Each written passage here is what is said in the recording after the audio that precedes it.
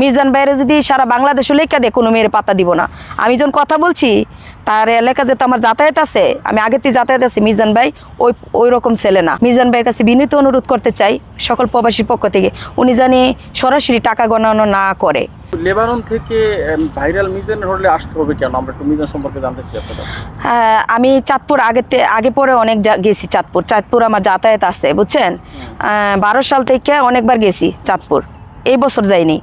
তো চাঁদপুরের মানুষ শুনে আমি গেছি। তারপর আবার ইউটিউবে দেখি কাটসিট করে হিরো মিজান ভাই এই, মিজান ভাই সেই। তো আমি একদিন মিজান ভাইয়ের দোকানে যাওয়ার পরে দেখলাম মিজান ভাই মানুষটা আসলে একটা সরল মানুষ, সরল টাইপের মানুষ। আমার কাছে ভালো লাগছে।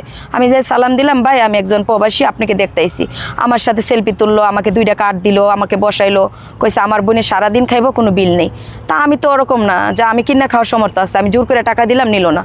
তো কিছু ইউটিউবার আছে, আপনারা যেহেতু সাংবাদিক ওনার ভিডিও করেন, আমরা তো মেয়ে মানুষ প্রতিদিন যাওয়া সম্ভব না। তো কিছু ইউটিউবার আছে ওনার ক্ষতি করার চেষ্টা করতেছে। আর এই ভিডিওর মাধ্যমে আমি এই ভিডিওটা দেখায়েন দয়া করে, ভিডিওর মাধ্যমে।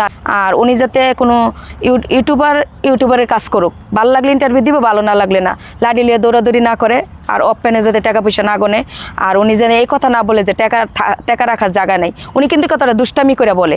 আর আরেকটা জিনিস ভালো লাগছে যে মিজান ভাইয়ের জায়গা সম্পদ মানুষের নিচ্ছেগা না।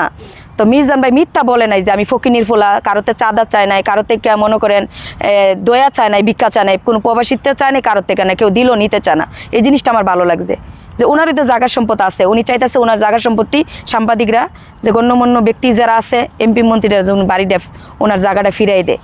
তো এই আর কি, ওনাদের উদ্দেশ্য, ওনাদের মনে পেজ আছে। ভাই আমার তো আর পেজ নাই। হ্যাঁ, আমার একটা ফেসবুক আছে, আমার কোনো পেজ নাই। ওনারা আসে, কিছু সাংবাদিক, কিছু টিকটকার, কিছু ইউটিউবার শিখাই নিয়ে আসে, আইসা সেরা ওনারা এখানে অভিনয় করে কইরা মিজান ভাইয়ের মানে কিছু দূষিত তলে ফালাইতে চা।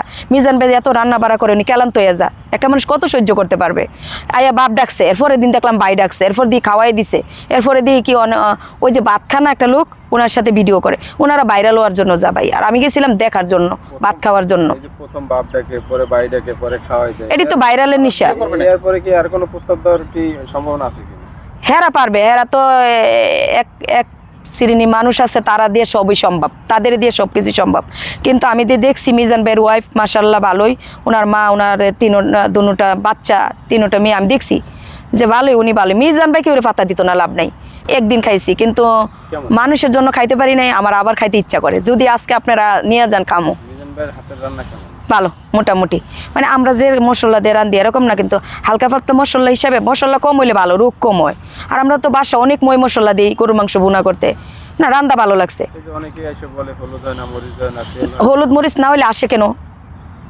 আমি বলে দিব আপনাদের ভিডিওর মাধ্যমে, ভিডিওটা দেখায়েন যে হলুদ মরিচ না যদি কেউ যদি না আসে। মিজান ভাই হোটেল দিছে যে রিক্সাওয়ালা ভ্যানওয়ালার জন্য। হ্যাঁ, কোনো কোটিপতি গাড়ি লিয়ে যায় ওখানে শুটিং করবো, এর জন্য হোটেল দেয় নাই। ওনার পেটে যাতে কেউ দয়া করে লাত্তি না দেয়। আর ওনার পেটে লাত্তি দিলে আমরা প্রবাসী ওনার পাশে ছিলাম, থাকবো, আসি। তাদের বাবা মা ওরকম শিক্ষা দেয় নাই, তাদের হাজবেন্ড ওরকম শিক্ষা দেয় নাই। এই জন্য একটা মানুষের ডিস্টার্ব করে। তার ওয়াইফ আছে, বাচ্চা আছে, আর তাকে ফোন করে ডিস্টার্ব করার কোনো মানিও না। দেখতে মন চাইলে তার সরাসরি যে দেখো, সে তো সবার সাথে কথা বলে, সবার সাথে কথা বলে। তো মায়েরা ডিস্টার্ব করে কেন? এটা মেয়েদের একান্ত ব্যক্তিগত ব্যাপার।